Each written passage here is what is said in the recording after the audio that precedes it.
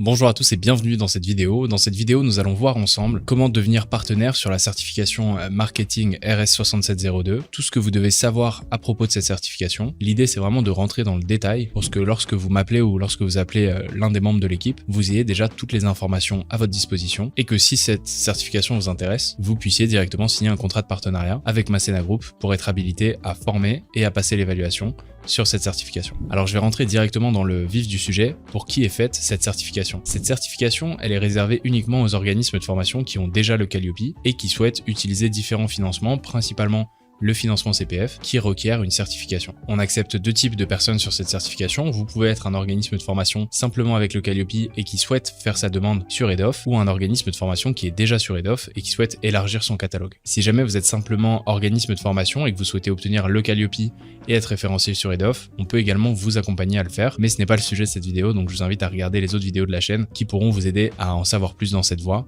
Et si c'est quelque chose qui vous convient, évidemment, rentrez dans une démarche de certification Calliope et une démarche de référencement sur EDOF. Maintenant que ces bases sont dites, on va essayer de rentrer ensemble dans le référentiel de France Compétences. Évidemment, c'est un référentiel que je ne connais pas forcément par cœur, donc je vais un petit peu regarder mon écran en même temps. Ce qu'il faut comprendre, c'est que pour que votre formation soit éligible à former pour préparer à cette certification, il faut que votre formation couvre ces 10 zones de compétences, étant donné que votre élève sera derrière évalué sur ces 10 référentiels de compétences. La première des compétences, c'est analyser l'état du marché et de la concurrence en définissant son positionnement à l'aide d'outils de diagnostic, d'analyse et en identifiant les acteurs, leur présence en ligne et les leviers digitaux actionnés afin de définir son projet et de se démarquer de la concurrence. Donc là, on est vraiment sur une compétence d'analyse de marché qui est une compétence vraiment essentielle pour justement en savoir plus sur l'activité, le marché et naturellement trouver une stratégie pour la promouvoir sur les réseaux sociaux. La compétence numéro 2, ça va être de définir l'image de marque de son activité professionnelle en créant une identité visuelle unique afin de permettre un rayonnement uniforme, cohérent et différenciant quels que soient les canaux de communication utilisés. Donc là, on est plus sur une notion de branding, de charte graphique. Donc c'est vraiment ça qui va compter sur cette compétence-là. La troisième compétence, ça va être élaborer une stratégie de communication digitale différenciée en définissant une ligne éditoriale spécifique et en exploitant différentes familles,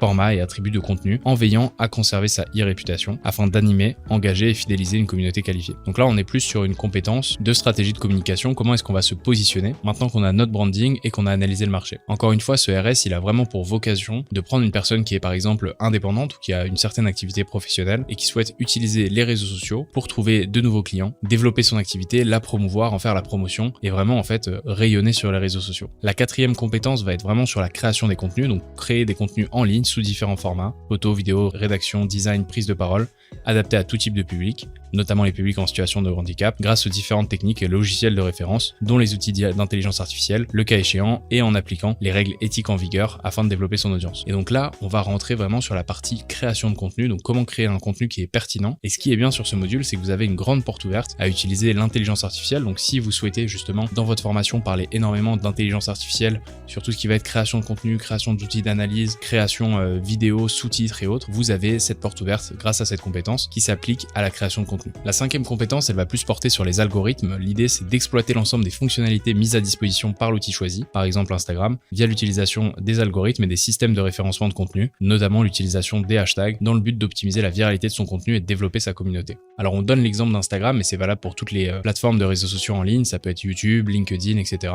L'idée, ça va être cette compréhension de l'algorithme et la capacité à référencer un contenu. La compétence numéro 6, ça va être de développer une stratégie de croissance rapide de sa communauté en utilisant un processus efficace de production et de recyclage et de diffusion de contenu en s'appuyant sur des outils d'intelligence artificielle afin de gagner en visibilité en un minimum de temps. Sur cette compétence-là, encore une fois, l'intelligence artificielle est mentionnée. L'idée, ça va être de faire par exemple d'un contenu long comme une vidéo que je suis en train de vous tourner aujourd'hui, plein de petits réels et de les propager un petit peu partout. Évidemment, si vous avez d'autres stratégies de création de contenu et de diffusion de contenu grâce à l'intelligence artificielle, elle rentre totalement dans cette formation. La compétence numéro 7, ça va être transformer sa communauté en prospects ciblés au travers d'une stratégie d'acquisition basée notamment sur l'utilisation d'aimants à prospects, entre guillemets appelés lead magnets, afin de générer un flux de trafic qualifié vers le point de vente. Cette compétence va vraiment mesurer la capacité de l'élève à créer ce qu'on appelle un système de conversion. C'est-à-dire que vous avez des gens qui vous suivent sur les réseaux sociaux, comment est-ce qu'on va transformer cette audience qualifiée en prospects, en personnes qui vous donnent leur email ou leur numéro de téléphone afin de venir conclure une vente. La compétence numéro 9, organiser une campagne efficace de marketing d'influence et de publicité en ligne afin de décupler sa visibilité et sa capacité de conversion en paramétrant les outils nécessaires et en montant des partenariats avec des leaders d'opinion en ligne et des comptes influents. Donc là, on est sur une campagne de marketing d'influence, c'est-à-dire comment trouver des influenceurs, comment les rémunérer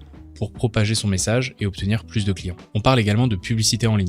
Donc si vous souhaitez former sur du Google Ads, du Facebook Ads ou du LinkedIn Ads, c'est tout à fait possible. Ce qu'il faut vraiment comprendre et la compétence que doit apprendre l'élève, c'est celle-ci, c'est celle d'organiser une campagne de marketing efficace en utilisant le marketing d'influence et la publicité. On a couvert toutes les compétences du référentiel. Alors dans le référentiel que vous allez pouvoir télécharger directement sur France Compétences, elles sont exprimées un petit peu différemment. Il y a 10 compétences de C1 à C10, donc je vous invite à regarder ce référentiel pour mieux comprendre ce dont il s'agit et créer un programme de formation, un programme pédagogique adapté à ces critères. Pour faire simple, il faut que votre formation couvre ces 10 éléments. Évidemment, cette formation n'est pas obligée de couvrir ces 10 éléments de manière totalement unanime, c'est-à-dire 2 heures par exemple pour la compétence 1, 2 heures pour la compétence 2, etc. Il se peut, et c'est tout à fait normal, que votre formation soit plus axée sur l'une des compétences du référentiel. En revanche, et ça c'est très important de le garder en tête, il faut que votre élève soit totalement formé à toutes les compétences, étant donné que le jour de l'examen, il devra démontrer sa capacité à utiliser les 10 compétences du référentiel. Donc je récapitule, vous avez votre Calliope, vous avez votre formation qui couvre les 10 compétences du référentiel, vous êtes désormais éligible à être habilité par nos services, à la fois sur la partie formation et à la fois sur la partie évaluation. Bien évidemment, il va nous falloir plusieurs documents, il va falloir également prouver d'un certain nombre de process et d'un certain sérieux. Je vais aborder ces éléments un petit peu plus tard dans la vidéo et à la fin de la vidéo, vous verrez également tous nos différents tarifs et nos différentes solutions, donc restez bien jusqu'au bout. Avant de rentrer dans le détail de l'évaluation, j'ai envie de partager avec vous un partenariat qu'on a réalisé. On a réalisé un partenariat avec la plateforme eFormat, qui est une plateforme de mise à disposition de contenu pédagogique pour les organismes de formation. L'idée, c'est que si vous souhaitez que vos élèves aient un support vidéo ou qu'ils aient accès à des formateurs en ligne pour suivre leurs cours ou pour faire des cours particuliers, donc quelques heures de formation plus ciblées sur leur activité en individuel ou en groupe, vous pouvez utiliser les services d'eFormat. On a des formateurs qui sont formés sur ce référentiel et également des vidéos de formation préenregistrées sur toutes les compétences du référentiel. Évidemment, toutes ces vidéos ne peuvent pas représenter un programme de formation complet, il faut un humain, il faut un échange et il faut un support pédagogique, mais ces supports-là peuvent vous permettre de couvrir notamment toutes les compétences du référentiel. Si jamais il y a des sujets sur lesquels vous n'êtes pas expert ou que vous ne souhaitez pas enseigner, vous pouvez le faire au travers de ces vidéos qui sont disponibles sur la plateforme eFormat. Donc si jamais nous collaborons ensemble, vous pourrez également utiliser les contenus d'eFormat comme support de collaboration pour former vos élèves. En clair, c'est la version e-learning en fait de notre formation qui est disponible directement grâce à notre partenariat avec eFormat. Rentrons directement dans le vif du sujet sur l'évaluation. Une fois que l'élève est formé, il a naturellement un examen à passer pour attester de ses compétences, donc les 10 compétences que je vous ai énoncées juste avant. Et s'il réussit avec brio à passer cet examen, il sera donc officiellement certifié sur notre RS qui est le RS 6702. Notre évaluation est un petit peu différente de ce qui se fait habituellement sur le marché, étant donné qu'on a plusieurs étapes pour vérifier les compétences de la personne. Étant donné que le RS est sur le fait de promouvoir son activité professionnelle, on va demander à l'apprenant de créer un projet. Ce projet, il peut faire entre 20 et 50 pages, et c'est en fait un projet qui récapitule toutes les compétences qu'il a apprises, mises en application pour son projet. Je m'explique, imaginons que votre apprenant est une boulangerie et qu'il souhaite faire la promotion de cette boulangerie. Pour lui, promouvoir son activité professionnelle, ça va être promouvoir sa boulangerie. Il va en fin de compte reprendre toutes les compétences du référentiel, du C1 au C10, et il va l'appliquer à sa propre activité. Par exemple, il va analyser ses concurrents, il va créer sa campagne de marketing en ligne, il va trouver des influenceurs pour promouvoir sa boulangerie, il va créer son branding. En fait, notre but, c'est que toutes les personnes qui obtiennent cette certification de marketing apprennent des compétences, mais les utilisent surtout pour leur évolution professionnelle et pour promouvoir leur activité. Le contenu du projet est évidemment un petit peu plus détaillé que la brève présentation que je vous en fais. Je vous invite encore une fois à regarder le référentiel d'activité et d'évaluation. Également, dans ce projet apprenant, la personne doit réaliser un premier contenu. Ça peut être une vidéo, ça peut être un texte écrit, ça peut être un article de blog, un post sur LinkedIn, peu importe. Mais il doit créer un premier contenu pour justement montrer le type de contenu qu'il s'apprête à créer. L'idée étant que les jurys en fait regarderont ce modèle apprenant et se baseront sur ça pour vérifier si la personne a bien assimilé les compétences dispensées lors de la formation. L'épreuve numéro 2 d'ailleurs, comme vous l'avez sûrement compris, c'est un entretien avec un jury. Ce jury doit être composé de 2 professionnels du marketing. Ce qu'on entend par professionnels du marketing, c'est des personnes qui ont 3 ans d'expérience dans le marketing. L'expérience de ces jurys-là, ça peut être une expérience de terrain, ça peut être une expérience académique. L'idée, c'est que ce soit des personnes qui aient réellement fait du marketing sur le terrain, que ce soit pour une grande, une petite société ou même pour leur propre entreprise. Cette heure d'examen, elle dure 1 heure, elle se fait en visio avec 2 jurys et l'apprenant. L'idée, c'est que l'apprenant a environ 30 minutes pour présenter son projet. Évidemment, le jury peut poser des questions, essayer d'en savoir plus et guider l'apprenant dans le fait de dérouler son projet. L'apprenant a comme support le projet apprenant qu'il a réalisé juste avant. L'idée, c'est qu'il explique concrètement comment il va utiliser tout ce qu'il a appris précédemment dans la formation pour promouvoir son activité. Ensuite, s'ensuit 30 minutes de questions-réponses avec le jury qui va pouvoir rentrer un petit peu plus dans le détail. Et à la fin, on a 1 heure de formation qui s'est écoulée. Le jury a une grille d'évaluation et il doit attester pour chaque compétence si c'est correct ou non de la part de l'élève. Pour que l'élève obtienne sa certification, il faut qu'il y ait 7 compétences sur 10 qui soient validées, dont obligatoirement la C1, la C3, la C4 et la C8. Pour valider définitivement la certification auprès de France Compétences, l'organisme partenaire, donc potentiellement vous dans les prochains mois, il suffira de nous transmettre l'enregistrement vidéo de cette soutenance de jury, la grille d'évaluation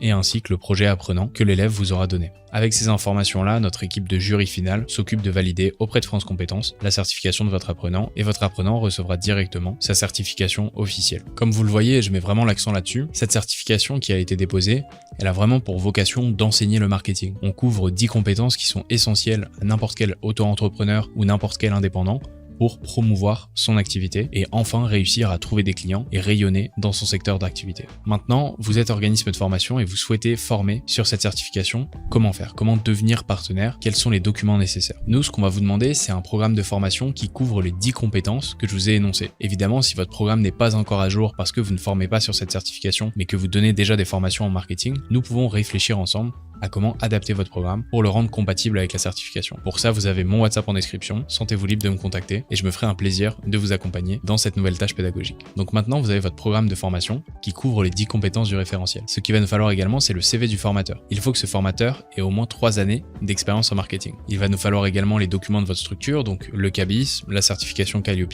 votre numéro d'activité qui est actif et nous allons également vous demander votre site internet ou le support de communication que vous utilisez. Ce support de communication, que ce soit une plaquette ou un site internet, doit être totalement conforme aux communications générales de Calliope et également le titre de la formation, les informations de la formation, le tarif, le modèle d'accessibilité, etc. doit être conforme à notre règlement de certification. Pour tous les partenaires qui souhaitent utiliser la plateforme Hedoff pour vendre ces certifications, nous avons un partenariat avec Wedoff qui est une plateforme qui permet de faire la synchronisation entre le certificateur et l'organisme de formation. L'idée étant évidemment de suivre le nombre de dossiers, mais également de pouvoir délivrer directement dans l'espace Hedoff de l'apprenant sa certification et mener à bien différentes enquêtes de suivi, que ce soit de suivi de réinsertion professionnelle, mais également un suivi qualitatif sur la satisfaction globale de vos apprenants. Évidemment, nous n'avons pas accès à toutes les informations de votre Hedoff ou tous les chiffres de votre organisme de formation. Nous avons simplement accès aux apprenants que vous formez, que vous préparez à notre certification. Ce point-ci me fait rebondir d'ailleurs sur le point que vous attendez tous, c'est combien ça coûte d'être partenaire Masséna Group, d'être habilité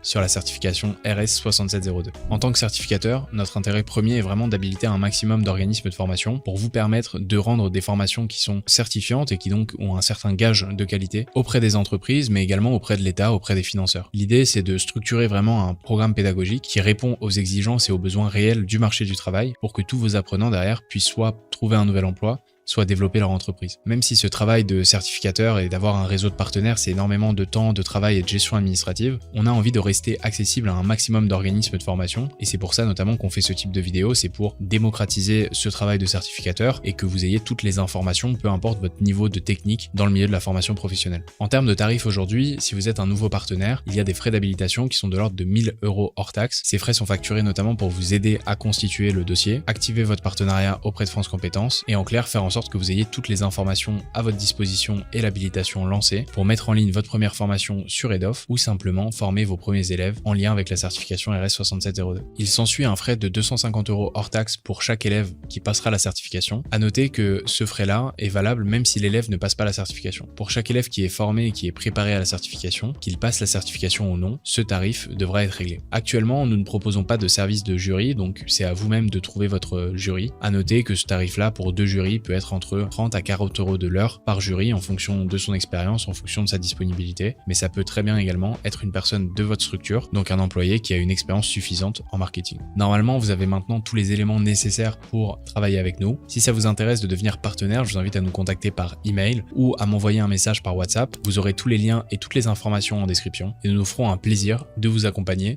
vers ce travail de certification. Je ferai également une deuxième vidéo questions-réponses, donc si jamais vous avez des questions, je vous invite à les poser en commentaire ou à me les poser directement sur WhatsApp. Elles seront mises à jour sur la prochaine vidéo qui parlera de la certification de Masséna Group.